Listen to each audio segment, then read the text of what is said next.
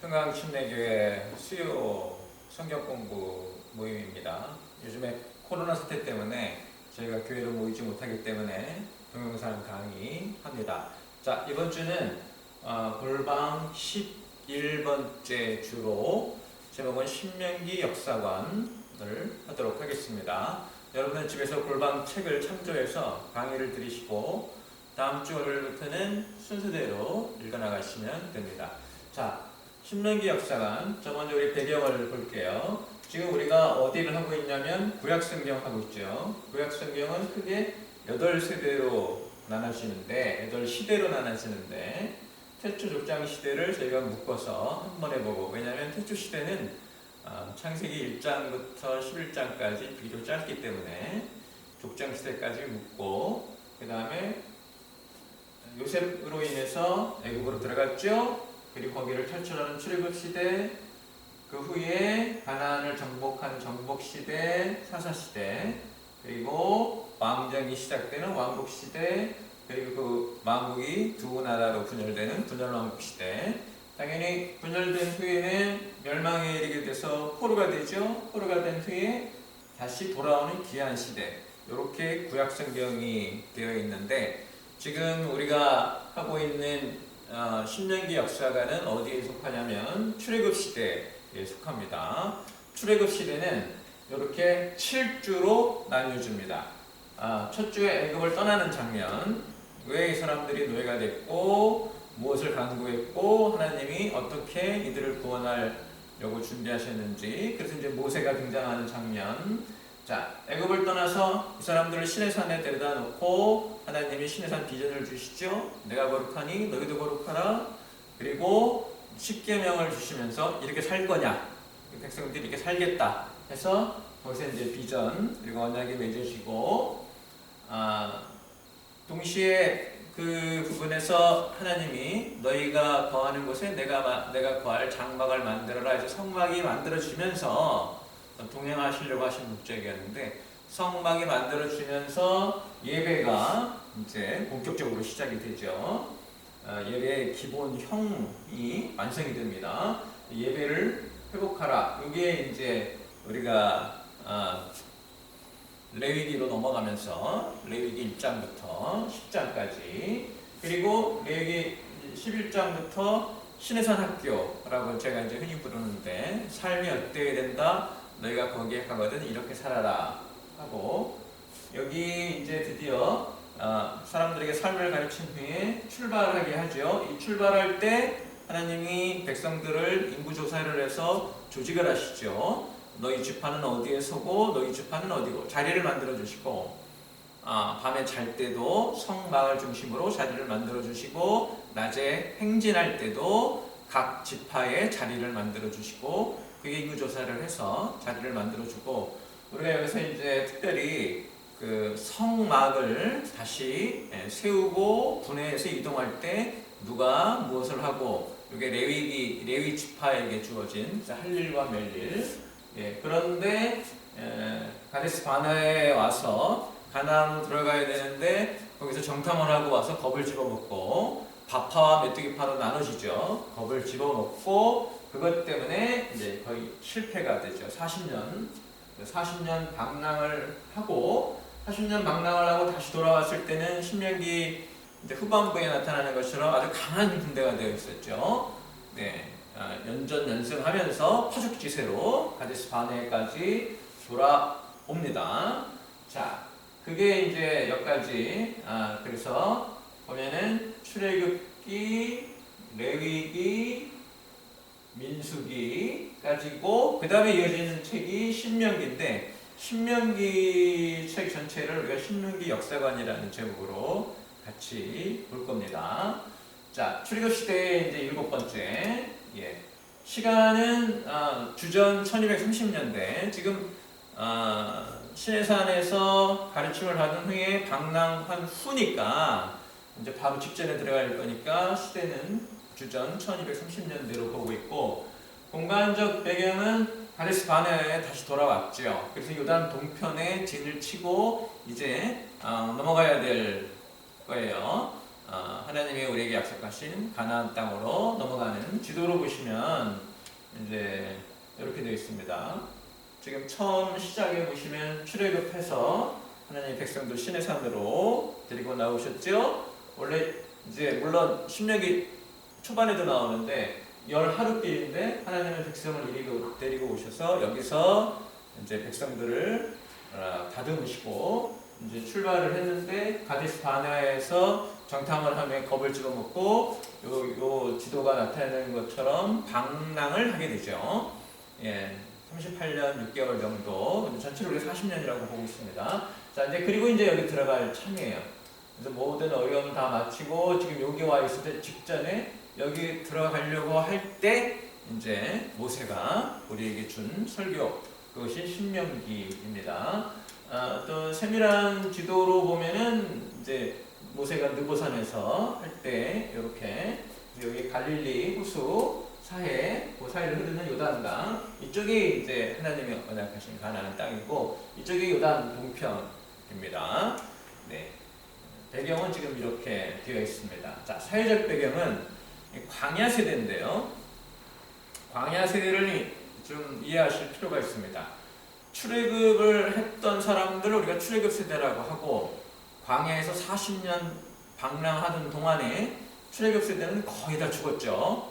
남아있는 사람 모세, 그리고 여호수아, 네, 갈렙, 이 정도의 사람이었고, 그러면은 그 40년이 지난 후에는 누가 남아있었나? 광야 세대입니다. 광야 세대는 광야에서 태어나서 광야에서 자랐죠. 그래서 아버지 세대하고 확실히 다릅니다. 광야에서 잔뼈가 있는 사람들이에요. 강인한 군사력을 갖고 있습니다. 아버지 세대는 노예 세대였죠. 출애굽을 했지만 노예적인 특성을 갖고 있었고, 광야 세대는 광야에서 자라나면서 거친 들판에서 뼈가 굳은 사람들이라 강한, 그렇지만 계속 이동 중에 있었기 때문에 영성은 아직도 제대로 된 교육은 받지 못하지 않았었나 제가 이렇게 보고 있습니다. 그래서 모세가 지금 이 세대들에게, 광야 세대에게, 아버지 세대들 말고 이제 출애굽을 한 세대 말고 광야에서 자란 이 세대들에게 모세가 가르침을 주는데 거의 모세의 유언과도 같습니다. 그래서 우리가 출애굽 20장 부분에서 보게 되는 게 이제 10계명인데, 10계명을 한번 주고 신명기에 넘어와서 다시 주는데, 왜냐하면 세대가 바뀌었기 때문에요. 그 전에 출애굽 세대에게 첫 번째 10계명 줬고, 이제 40년이 지난 후에 광야 세대에게 다시 하나님의 말씀인 10계명을 중심으로 한 하나님 원하시는 삶에 대한 말씀을 주시기 때문에, 그래서 책 제목이 신명기, 거듭 신자의 명령 명자죠. 명령을 다시 주신다. 두 번째로 10계명을 받게 되었다라는 의미의 신명기라는 책이 됩니다. 자, 성경은 신명기 1장부터 34장이고요. 말씀드린 대로 광야 세대에게 10계명 언약을 다시 주는 것이죠. 동시에 이 모세가 이 광야 세대에게 출애굽 세대가 했던 잘못들, 왜 출애굽 세대는 40년간 광야에서 방랑을 했는가, 그때 어떤 일이 있었는가, 그래서 출애굽 전체를 돌아보고, 자, 너희 아버지 세대의 삶을 돌아보니까 내가 너희에게 이걸 가르쳐야겠다 라는 부분에 도달하기 때문에 출애굽을 돌아보는 장면, 이게 이제 신명기라고 우리가 봅니다. 자, 성경 이야기 보면 처음에 모세가 그 1장부터 출애굽을 돌아봅니다. 그때 이리 했었다. 그때 내가 다 이끌고 나왔고 하나님의 은혜로 우리를 업어주셨는데, 너희들이 거기 가서 정탐을 하자고 와서 정탐한 후에 겁을 집어먹고 일이 되었기 때문에, 그래도 첫 번째 설교는 출애굽을 돌아 1장부터 4장까지인데요. 신명기는 크게 모세의 설교로 3개의 설교로 되어 있는데, 1장부터 4장까지 첫 번째 설교에서 출애굽을 돌아보죠. 그때 이런 잘못이 있었다. 그리고 이런 일을 겪었고 이렇게 됐다. 그래서 내 생각에 너희가 하나님 말을 듣는 것이 이런 어려움을 겪지 않는 가장 좋은 삶의 길이다 하는 게 이제 첫 번째 설교, 출애굽을 돌아보는 장면이 여기 나오죠. 그리고 이 사람들이 그 38년 6개월의 광야 방랑 생활을 하면서 어떻게 되었는가? 굉장히 강인한 군대로 거듭났기 때문에 거기서 이제 보시면 헤스본 또는 바산 이런 데를 차례대로 물리치면서 하나님이 주시는 힘으로 지금까지 왔던 것 말하고 모세의 첫 번째 설교는 그래서 불순종했기 때문에 어려움을 겪었고 이제 고난을 겪고 나서 하나님이 주신 은혜로 강인해졌으니까 앞으로 너희들은 하나님 말을 잘 듣는 게 좋겠다 하는 게 첫 번째 설교고 이제 5장부터 신명기 5장부터 모세의 두 번째 설교가 시작이 되는데 5장 들어가면서부터 바로 우리에게 이제 십계명이 넘어오는 것을 우리가 볼 수 있어요. 진짜 이제 본문에 해당하는 부분이죠. 명령을 거듭 주시다, 십계명을 두 번째로 주시다, 신명기. 자, 그래서 십계명이 딱 주어지고 아까도 말씀드렸지만 왜 성경에 십계명이 다시 기록되는가? 첫 번째 출애굽에 있었던 신명기는 출애굽 세대에게 준 거고 이제 그들이 다 죽고 광야 생활을 통해서 태어난 광야 세대에게 새로운 세대예요. 이제 새로운 세대에게 다시 신명기를 줬기 때문에 우리가 십계명을 줬기 때문에 거듭해서 주셨다 신명기라고 하죠. 자, 이거를 이제 그 십계명을 다 준 다음에 6장에 넘어가면은 이제 하나님이 모세를 통해서 요구하시는 게 너희들이 이 말씀을 제발 손에 그리고 이마에 달고 다녀라 라고 해서 그래서 이스라엘 사람들 보면 이렇게 나무 말씀을 상자에 넣어갖고 다니기도 하고 옷 술에 이렇게 길게 달아서 하나님 말씀을 기억하게 이제 근원이 되는 말씀이 여기 이제 신명기. 그래서 어떻게 되는가? 너희는 이 말씀을 주야로 묵상해서 밖에 나가거나 들어오거나 앉았거나 일어섰거나 또 가르치고 하는.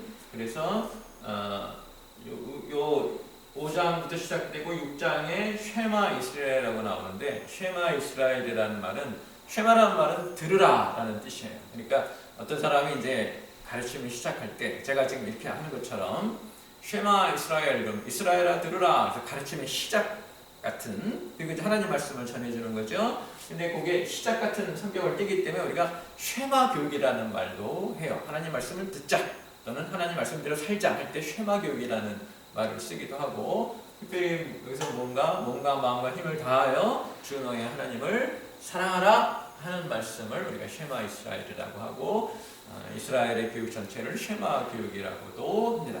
근데 우리가 지금 신앙생활 할 때도 우리는 신앙생활이라는 게 자꾸 하나님으로부터 복을 받고 하나님께 기도하고 이런 데 치중해 있지만 사실 신앙생활의 근본은 하나님 말씀을 듣고 그대로 살아야 된다. 그래서 쉐마 교육이 근간이 되는 교육이 돼야 합니다.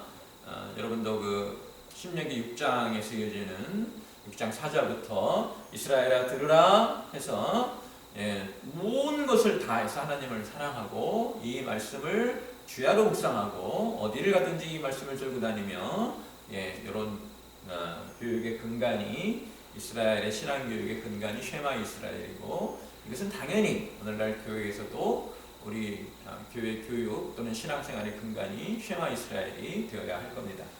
자, 그래서 쉐마 이스라엘을 통해서 가르쳐 주신 다음에 이제 7장, 8장으로 넘어가면서부터 계속해서 우리에게 무엇을 말씀하시냐면 우리가 언약의 땅에 들어가면 모든 이방 족속을 쫓아내고 하나님의 거룩을 유지해야 되며 그 안에서 어떻게 살아야 되는지 그래서 하나님의 백성, 거룩한 백성이라고 불리고 성민이라고 불리죠.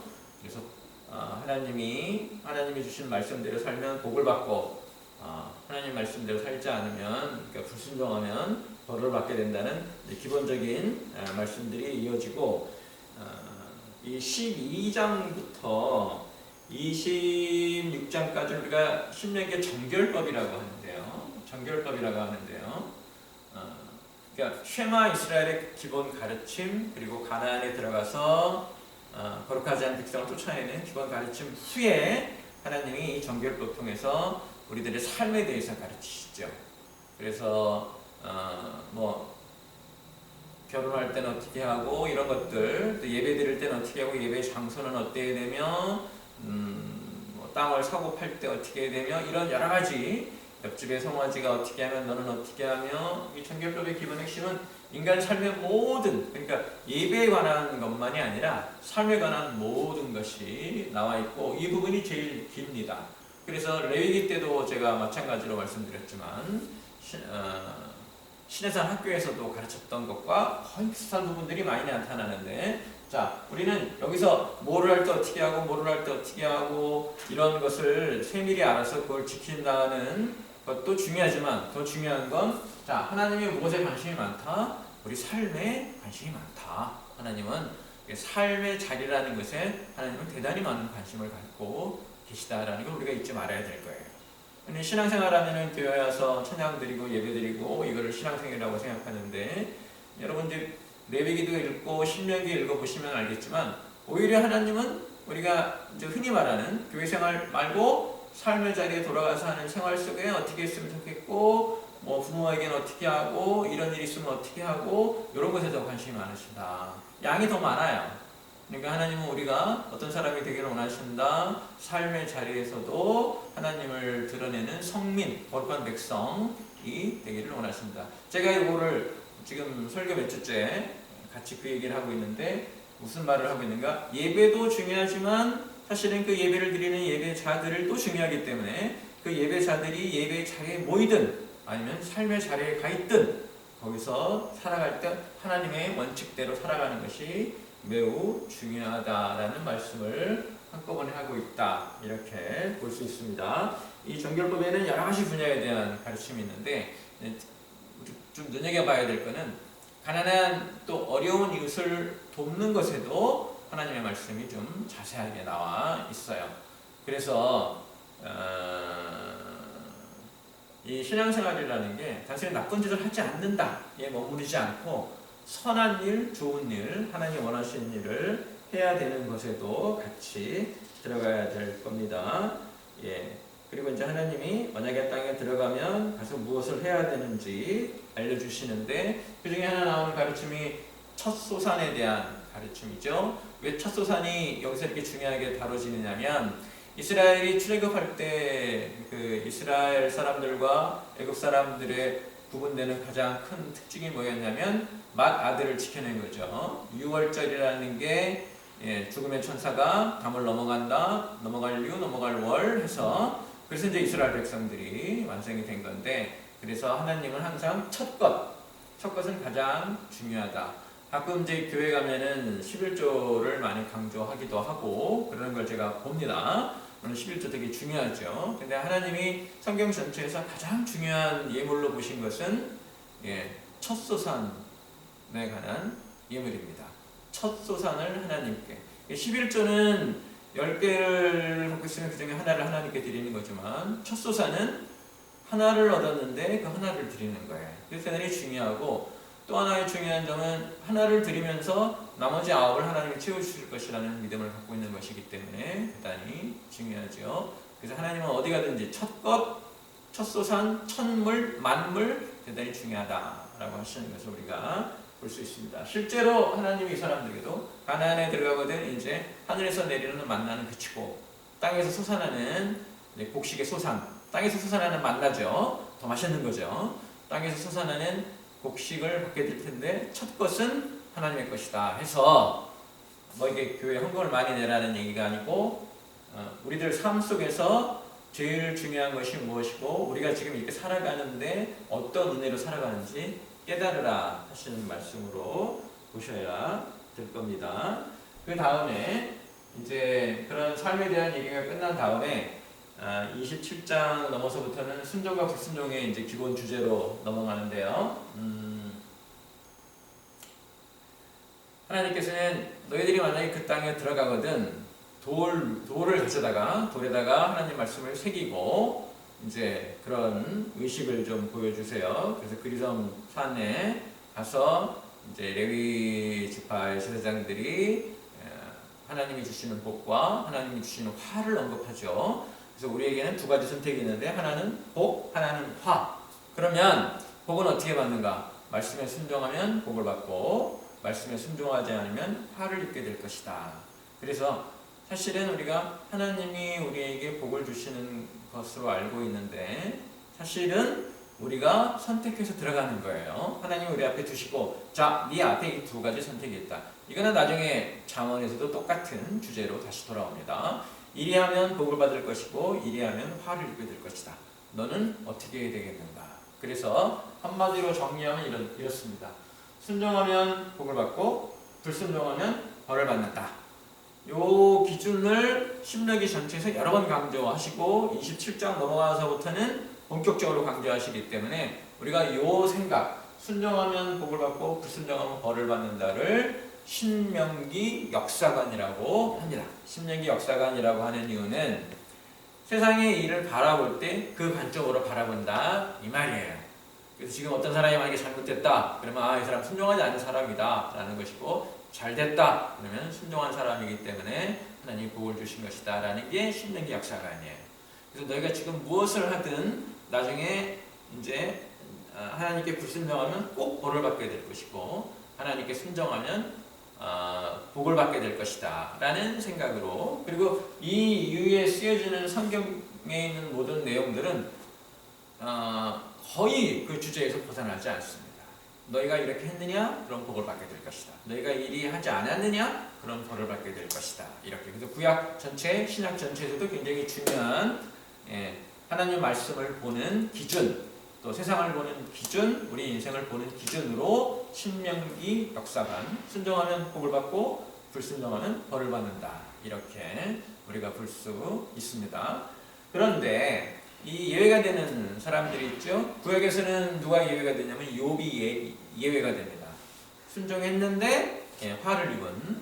그리고 신약에서는 누가 예가 될까요? 아무 잘못도 없는데 큰 벌을 받게 되는 예수님이죠. 이런 두 번 정도가 예외이고, 대부분의 경우에는 순종하면 복을 받고 불순종하면 벌을 받는다. 그래서 크게 벗어나지 않습니다. 이게 성경 전체를 보는 하나의 기준 같은 것이기 때문에 우리가 신명기 역사관, 신명기를 배울 때 이 신명기 역사관도 같이 배우죠. 그런데 신명기 역사관을 반대로 가는 건 약간 위험할 수 있어요. 신명기 역사관을 반대로 간다는 건 무슨 얘기냐면, 지금 안 좋으면 사실은 네가 죄가 있는 것이고, 지금 좋으면 사실은 네가 순종한 것이라고 거꾸로 가는 것인데, 거꾸로 가는 것은 맞지 않을 수가 있습니다. 이거는 법칙이 아니고요, 하나님이 우리에게 주시는 가르침이에요. 순종해라. 그러면 복을 받게 된다 라는 가르침, 이렇게 봐야지 이거를 도식화해서 지금 내가 굉장히 어려움에 처해 있고 이렇기 때문에 사실은 나는 순종하지 않은 사람이 아닌가, 이렇게 생각하는 것은 좀 확대 해석할 수도 있으니까 거기는 주의를 하시기 바랍니다. 그래서 27장, 28장, 29장, 30장에 걸쳐서 이제 하나님이 우리에게 보여주시는 것이 순종하면 복을 받고 불순종하면 벌을 받는다 라는 신명기 역사관이죠. 이후에 이제 모세가 죽는 장면이 나옵니다. 그러면서 이제 모세 오경도 끝나죠. 모세 오경의 마지막 부분, 신명기 마지막 부분에 모세가 죽는 장면이 나왔기 때문에 이 모세가 쓴 책이라고 말하기 어렵지 않느냐라고 생각할 수도 있는데, 나중에 이제 제자들이 또는 후세 사람들이 좀 하나님 말씀 받을 때 넣을 수도 있겠죠. 그래서 이제 모세 오경이라고 우리가 하고, 모세가 산에 올라가서 하나님께 요청하는 장면이 나오죠. 하나님이 너는 산에 올라가서 가나안 땅을 바라보기만 하라 라는. 모세가 저는 가면 안 되겠습니까? 모세는 이제 가지 못하게 됐죠.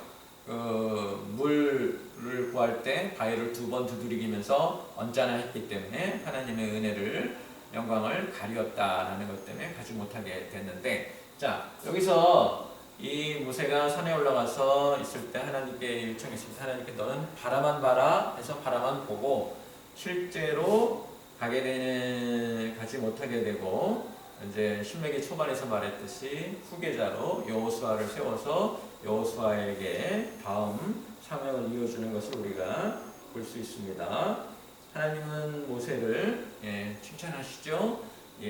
자신의 이런 사람이 나오지 않을 것이다 라고 하시는 말씀으로 칭찬하십니다. 모세는 이제 모압 평지에서 죽어서 장사 지내죠. 그래서 이 사람을 통해서 하나님 위대한 일을 하셨고, 또 하나 이제 우리가 알아야 될 것은 이 출애굽 전체 그리고 가나안 땅에 들어가서 가장 중요한 사람 모세인데, 실제로 모세는 가나안 땅에 들어가지 못했어요. 그 다음 세대가 그 사역을 이어받는 받아서 들어가게 됐죠. 그래서 우리도 살아가면서 우리 세대에서 해결되지 못해도 우리가 갖고 있는 소망이나 비전 이런 것들이 다음 세대로 이어지게 하는 거 대단히 중요한 것으로 우리가 봐야 될 겁니다. 자, 이게 모세가 죽으면서 모세오경이 끝나고 이제 하나님이 주시는 대로 다음 세대 출애굽 세대가 끝냈기 때문에 정복 세대로 넘어가겠죠. 자, 다시 돌아보면 지금 모세는 죽음을 바로 앞에 두고 산에 올라가서 이스라엘 백성을 다 불러 모아놓고 여태까지 자기가 살아온 또 자기가 이끌어온 출애굽 전체 과정을 돌아보면서 그때 너희가 그렇게 했었다. 그래서 이런 일을 겪게 됐고 그러니 순종해라. 그리고 본격적인 가르침 이제 아버지 세대는 다 죽고 이 젊은 광야 세대에게 십계명을 다시 설명해 주면서 그 십계명 외에 부가적으로 6장 4절에 쉐마 이스라엘 몸을 다하고 마음을 다하고 힘을 다하여 주 너희 하나님을 사랑하라. 나중에 이제 신약에서도 이게 제일 중요한 계명으로 기록이 되겠죠.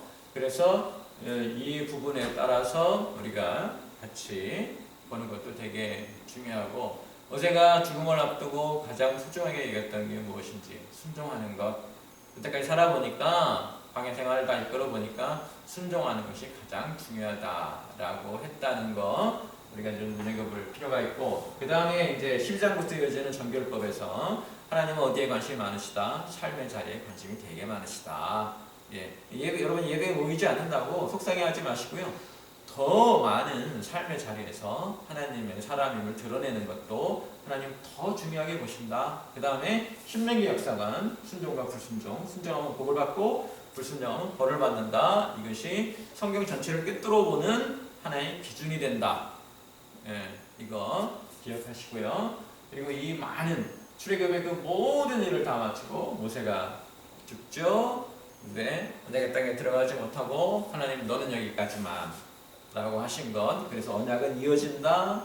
또 사명과 비전은 다음 세대에게 넘어갈 수도 있다 라는 거 잊지 마셔야 될 겁니다. 자, 다음 주에는 신명기 읽어가시면서 어떤 식으로 봐야 되고 이게 40년 전에 일어난 일을 모세가 어떻게 평가를 하고 하나님이 또 광야 세대에게 새로운 말씀이 아닌 이미 주어졌던 십계명을 다시 주시면서 무엇을 강조하는지 그리고 신명기 역사관이 어떤 것인지 이런 거 깨달으면서 다음 주에도 성경 읽기 열심히 하시고 오히려 이렇게 모이지 못할 때 하나님 말씀으로 더 큰 은혜를 받으시기 바라고 카페에 들어오시면 날마다 골방사랑, 골방성경에 이렇게 댓글 다시는 분들이 있어요. 좋은 거예요. 여러분들 여러분이 읽으시면서 느꼈던 거 댓글 달아주셔서 다른 사람들과 은혜를 나누는 거 대단히 중요합니다.